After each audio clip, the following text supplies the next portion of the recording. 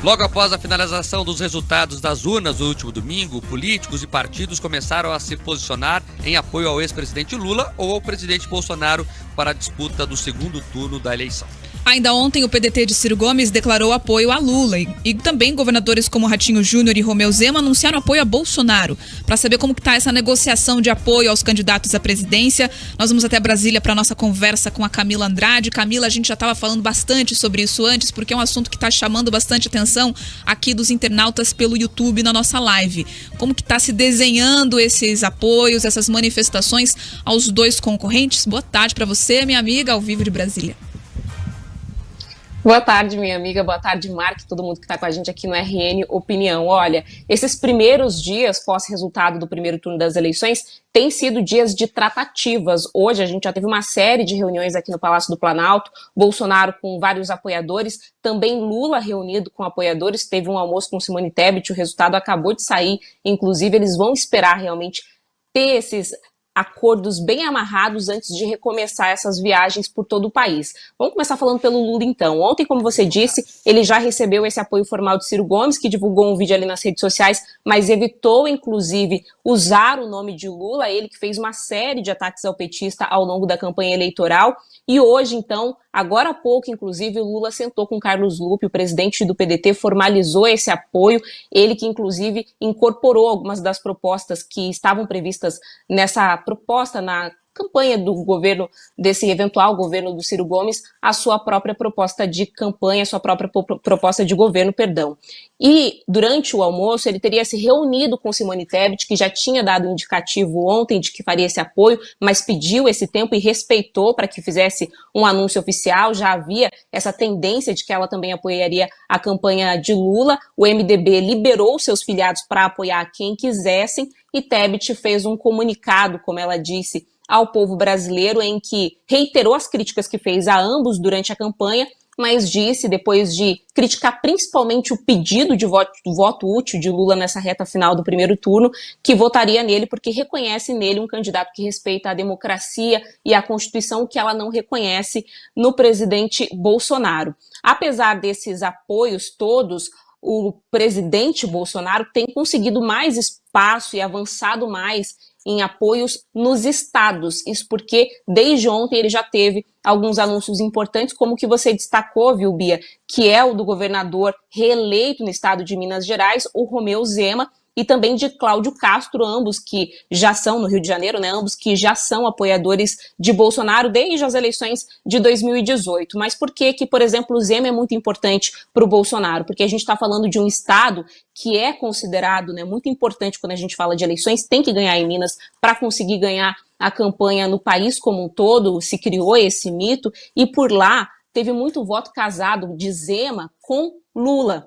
O Lula ganhou no estado de Minas Gerais, então é preciso reverter esses votos e a proposta, a promessa de Zema para Bolsonaro é justamente fazer esse convencimento com os prefeitos, tendo a máquina em mãos. E hoje ele recebeu dois apoios. O primeiro deles, que é o do governador aqui do Distrito Federal, também reeleito, Ibanez Rocha, que é mais um apoio simbólico do que um apoio que vai ser revertido em votos realmente para o Bolsonaro, uma vez que o Ibanez Rocha, ele teve aqui no Distrito Federal um percentual de votos menor do que o próprio Bolsonaro. Ele ganhou no primeiro turno com 50,30% dos votos, enquanto o Bolsonaro conquistou mais de 55% do eleitorado. Então é bem mais simbólico. Ainda assim, hoje, nesse encontro lá no Palácio do Planalto, o Ibanez, ele discursou e prometeu trabalhar até o dia 30, então, nessa campanha pró-Bolsonaro. E o segundo apoio, que é o mais interessante e importante para a nossa audiência, é justamente o apoio de Ratinho Júnior, que esteve aqui em Brasília, também discursou ao lado de Bolsonaro, falou com a imprensa logo depois desse encontro, e o que disse Ratinho Júnior é que 70% pelo menos dos prefeitos do Paraná, num levantamento prévio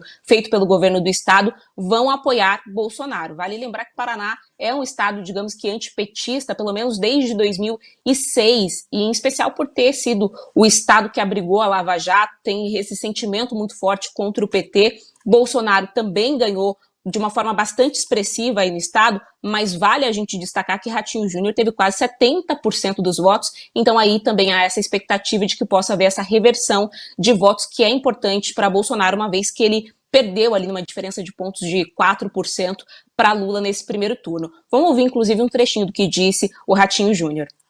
Vamos trabalhar para o presidente Bolsonaro, né?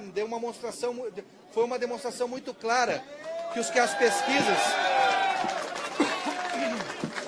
Foi uma demonstração muito clara que as pesquisas erraram e erraram feio, né? Então nós queremos consolidar essa parceria com o presidente Bolsonaro. É importante registrar, o presidente Bolsonaro para o Paraná foi o presidente dos últimos 30 anos que mais investiu no estado. Nós temos hoje 2 bilhões em obras aqui no nosso estado do governo federal. Isso é fruto de uma grande parceria. Foi o presidente que mais veio no estado nos últimos 30 anos. Então o paranaense tem uma virtude, que é a gratidão. Isso se demonstrou nas urnas hoje, tanto na nossa votação para governo, como na votação para o presidente da República. E nós queremos consolidar essa votação e ampliar ela para consolidar o projeto do presidente Bolsonaro para governar. Discurso que foi reiterado hoje, então, por Ratinho aqui no Palácio do Planalto. Olha, dos 15 governadores vitoriosos, 8 já declararam apoio à candidatura de Bolsonaro e 5 se aliaram, então, a Lula. E eu vou deixar aqui para o fim, Mark, inclusive para que a gente possa até avançar um pouquinho nessa discussão, a questão do PSDB, que a gente viu, né, ao longo dos últimos anos se desidratar, e muita gente falou que foi para a UTI, algumas pessoas divergem de quando, né, falam lá em 2014 ainda, com a eleição, ou a perda da eleição do Aécio Neves, e agora, então, de fato, morreu, se a gente for considerar o resultado dessas eleições. Isso porque o Rodrigo Garcia, que é o atual governador do estado de São Paulo, era vice de Dória, ele disse ontem que vai apoiar incondicionalmente Bolsonaro e também a eleição, agora a campanha de Tarcísio, lá no estado de São Paulo, né? Ele que sequer chegou aí para o segundo turno, ficou ali entre Tarcísio e Haddad. Só que isso pegou de surpresa o diretório do PSDB no estado de São Paulo, que se posicionou contrário. 4 secretários do estado acabaram deixando seus cargos, incluindo Rodrigo Maia, por discordarem de Rodrigo Garcia, e a gente teve o FHC agora declarando esse apoio, esse voto a Lula. Então o PSDB ficou aí em cima do muro, tem toda essa situação. A gente tem essa divisão dentro do partido, como também tem acontecido em outros, mas é o caso mais emblemático, eu diria. Enquanto isso, Lula e Bolsonaro seguem em busca de mais e mais apoios para que possam seguir em campanha pelo país e, quem sabe, mudar esse cenário no dia 30 de outubro. A Camila falou aí que o PSDB ficou em cima do muro. PSDB em cima do muro são quase sinônimos, né? Eles sempre ficam em cima do muro. Eles fazem reunião para discutir quando vão convocar a próxima reunião, eles nunca decidem nada, eles adoram o muro. Surpresa de 0 pessoas, o FHC está ao lado do Lula. Na verdade é o seguinte, esses apoios, essas declarações de apoio no começo da campanha de segundo turno, são mais teatro do que apoio de fato. Nós já falamos aqui um pouco antes, Camila, na conversa com a Bia aqui, no começo do jornal, que o eleitor é soberano e tem mostrado isso, né?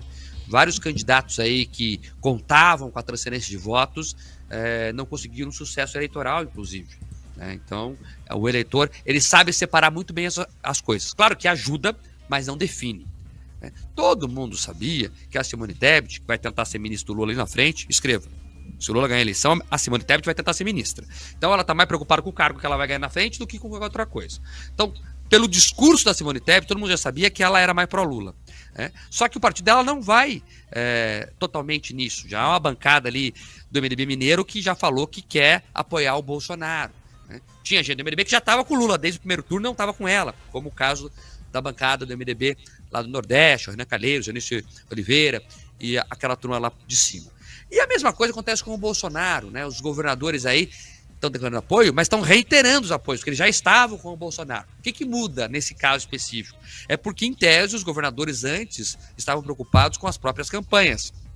Agora, principalmente, o Zema, o Ratinho e o Castro lá no Rio de Janeiro, eles têm tempo livre totalmente para cuidar da campanha de Bolsonaro. O Bolsonaro conta com isso para tirar aí, né, a diferença de votos em relação a Lula. Mas a verdade mesmo é que, tirando esse teatro aí dos apoios, todo mundo já sabia meio para qual caminho cada candidato ia seguir. O que vale de verdade são os ausentes.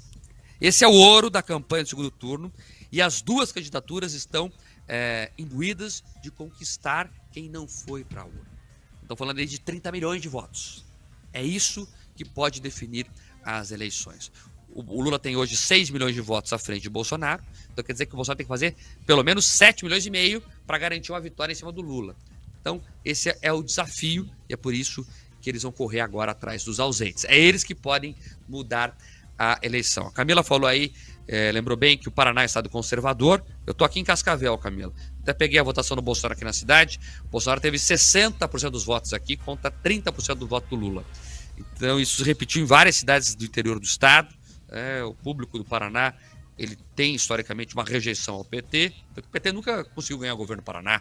O PT nunca dirigiu a capital do estado. Então, isso vai se cristalizando nessa eleição também, né? Claro que tudo pode mudar, a eleição é um jogo que muda a cada dia, mas essa é a situação de agora. 4h54.